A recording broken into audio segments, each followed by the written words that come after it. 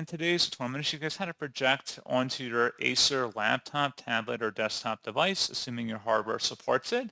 So this should hopefully be a pretty straightforward process here, guys. And without further ado, let's go ahead and jump straight into it. So all I have to do is open up the search menu, type in settings, best results, come back with settings, go ahead and open that up.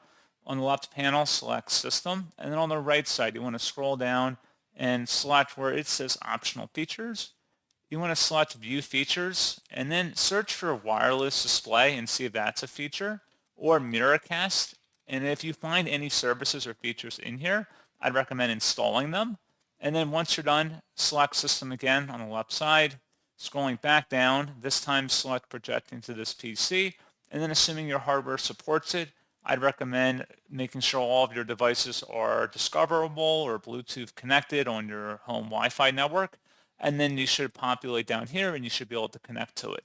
So pretty straightforward process, guys. And as always, thank you for watching. I do hope that was able to help you out, and I do look forward to catching you all in the next tutorial.